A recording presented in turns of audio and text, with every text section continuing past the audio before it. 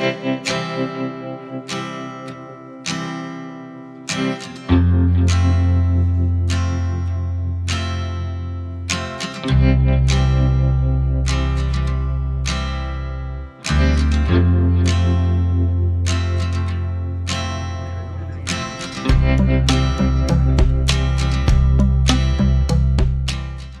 think around communication, presentation skills are important because there's, as we said, like there's a considerable amount of education.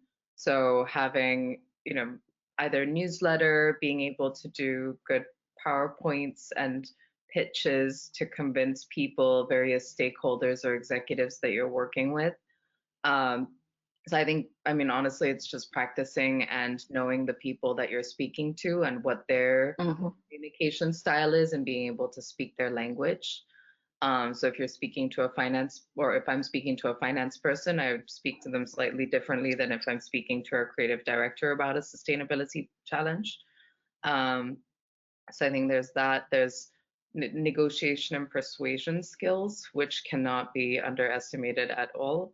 Um, yeah, I think that's really helpful. I guess a shameless plug for Matters Academy here would be amazing.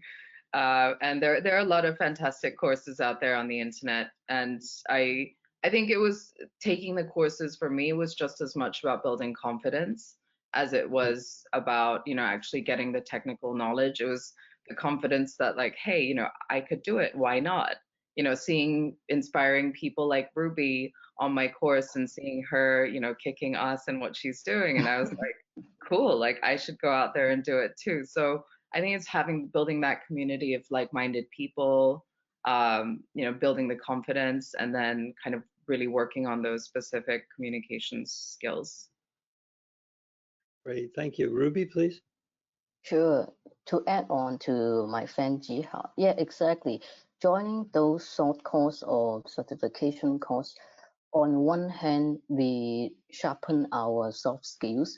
At the same time, I think the most valuable thing is knowing the people so that we get inspired and encouragement.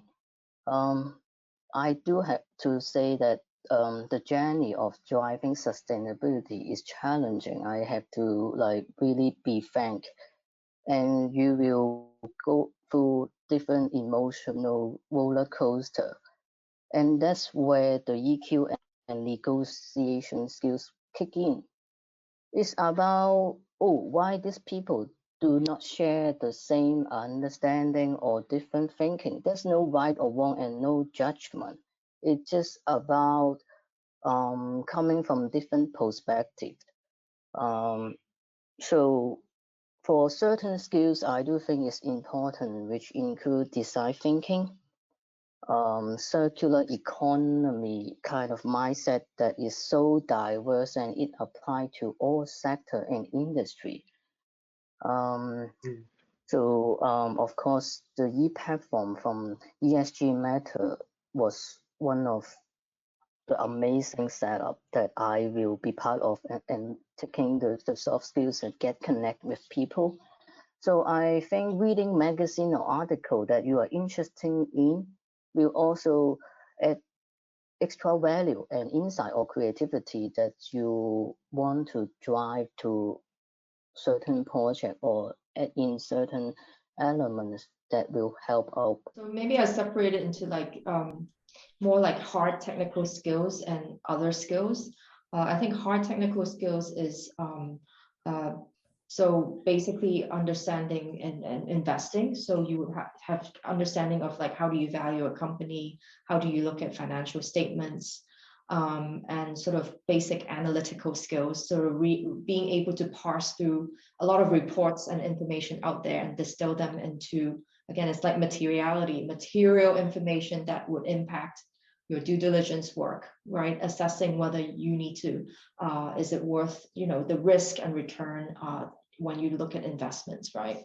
And then on the other hand, I think on the, I'd say soft skills, presentation and sort of the ability to communicate is always key.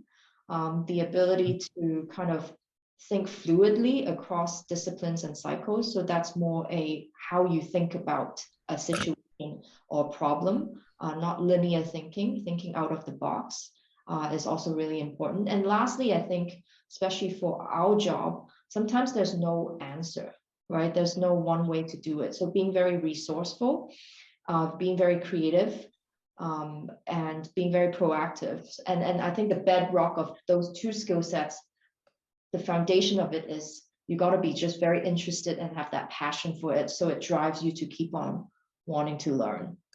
As the founder of ASEL, you have a very wide remit. What kinds of people are attractive for you as a consultancy? What are the skills that you're looking for? Yeah, I have been hiring a number of people in the past, and I think from my experience, what I'm really looking for is those who are willing to learn, and of course they should be hardworking and willing to learn, because for my consultancy works mainly I can categorize into carbon audit and then training. For the carbon audit, they have to be very dedicated, detail driven. They have to be very careful in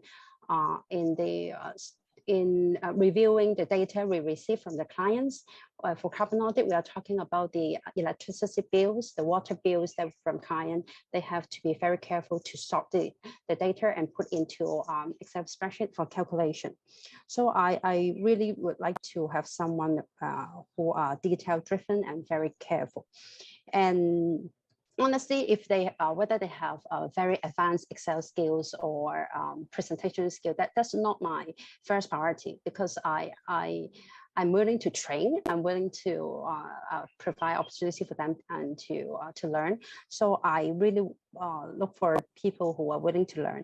And for the training part, because I have lots of presentation materials I have to make every day. So those who are very good in research will be having advantage. So in environmental field or ESG field, news are getting very updated. We are talking about science-based target this year, but a few years ago we didn't even have science-based target. In the past, we talked about 2 degrees and now 1.5. So someone who are able to conduct research and get the most updated information and able to make a good summary for me will be very good.